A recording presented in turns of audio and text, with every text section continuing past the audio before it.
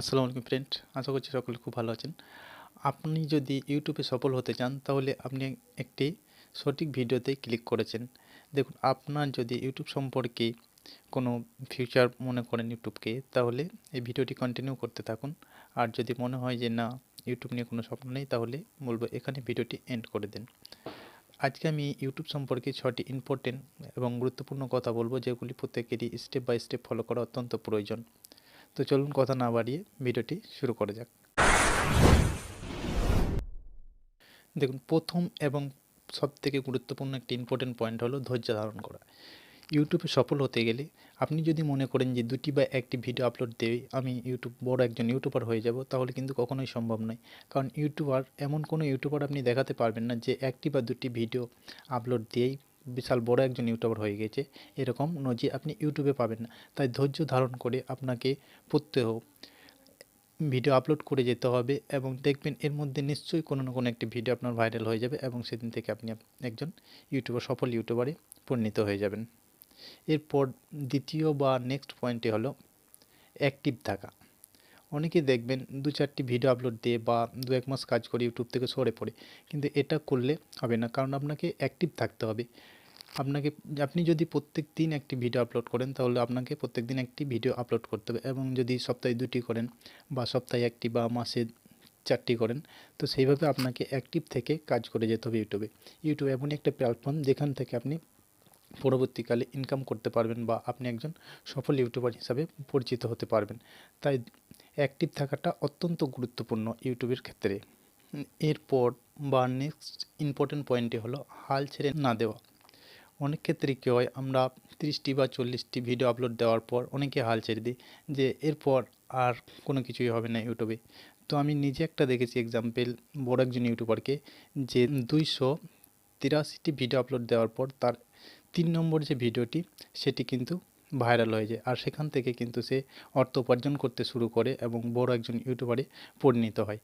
তাই আপনিও যখন ভিডিও আপলোড দেবেন ইউটিউবের মধ্যে, তো হাল ছেড়ে দেবেন না। পরপর যেভাবে আপনি আপলোড দিচ্ছেন ভিডিও, সেইভাবে আপলোড দিতে থাকুন।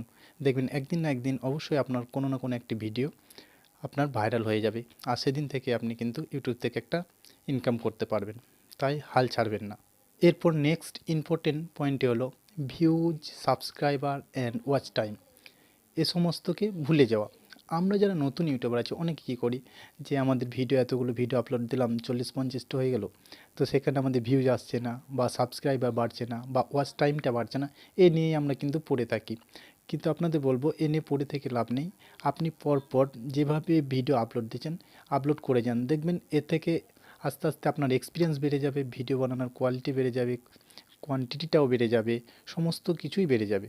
ঠিক আছে, এরপর থেকে দেখবেন আস্তে আস্তে আপনি গ্রো করতে থাকবেন। কিন্তু যদি আপনি এখানে স্টপ করে দেন, বা ভিউজ হচ্ছে না, বা ওয়াচ টাইম হচ্ছে না, বা আমার সাবস্ক্রাইবার আসছে না, এই নিয়ে চিন্তা করতে থাকেন, তাহলে কী হবে, এ থেকে আপনার ভিডিও কিন্তু কোয়ালিটিটা কমে যাবে, আর আপনার যে ভিডিও বানানোর একটা এনার্জি, সেটাও কমে যাবে। তাই ভিউজ বা ওয়াচ টাইম বা সাবস্ক্রাইব এ নিয়ে না পড়ে থেকে পরপর আপনি ভিডিও বানিয়ে যান এবং ইউটিউবে আপলোড দিতে থাকুন। তাহলে দেখবেন একদিন না একদিন আপনি অবশ্যই সফল হবেন। এরপর নেক্সট ইম্পর্টেন্ট পয়েন্ট, লক্ষ্য স্থির করা। তো আপনি যে আপলোড দিয়েছেন বা ইউটিউবার হওয়ার একটা স্বপ্ন আছে, সেহেতু আপনাকে একটা লক্ষ্য স্থির করতে হবে। 1 বছর, 2 বছর, 3 বছর, বা 2 মাস, 4 মাস, যে কোনো একটা লক্ষ্য স্থির করতে হবে। তো কী হলো, আপনি মনে করুন 1 বছরের জন্য একটা টার্গেট করলেন বা লক্ষ্য করলেন যে 1 বছরের মধ্যে আমি 365 দিনে 365টা ভিডিও আপলোড দেবো, এবং সেখান থেকে আমি এতগুলি সাবস্ক্রাইব কভার করে নেব, বা ওয়াচ টাইমটা 4,000 ঘন্টা করে নেব, বা আপনি ভিউজটা আরও বাড়িয়ে নেবেন। সেক্ষেত্রে একটা আপনাকে লক্ষ্য রাখতে হবে যে আমি 1 বছরের মধ্যে এতগুলি কাজ করব ইউটিউবে, আর সেই লক্ষ্য রেখে আপনাকে সামনে এগিয়ে যেতে হবে এবং ভিডিও আপলোড করে যেতে হবে। তাহলে দেখবেন আপনি একদিন না একদিন অবশ্যই সফল হবেন। আশা করছি এই টিপটাও আপনাদের ভালো লেগেছে। তো এরপরে আমরা সবথেকে গুরুত্বপূর্ণ এবং ইম্পর্টেন্ট টিপসে চলে আসছি। তো চলুন সেটি সম্পর্কে বলে দিই আপনাদের। এরপর সবথেকে ইম্পর্টেন্ট এবং সবথেকে গুরুত্বপূর্ণ যে পয়েন্টটি হলো, সেটি হচ্ছে শিখতে হবে।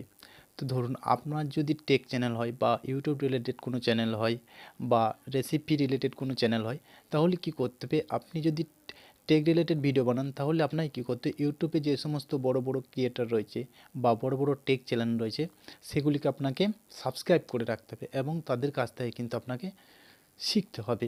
আপনি যদি রেসিপি সম্পর্কিত কোনো ভিডিও বানান, তাহলে বড় বড় যে রেসিপি চ্যানেলগুলো আছে সেগুলিকে আপনাকে সাবস্ক্রাইব করে রাখতে হবে এবং তাদের কাছ থেকে কিন্তু আপনাকে শিখতে হবে। কারণ দেখুন, ভিডিও শুধু বানালেই হবে না, কারণ শেখাটা আগে দরকার।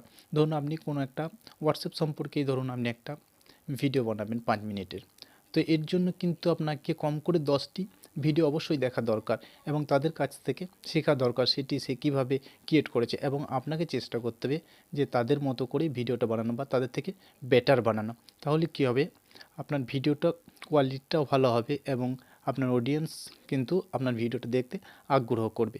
তাই শেখার জন্য পিছপা হলে হবে না, অবশ্যই আপনাকে শিখতে হবে।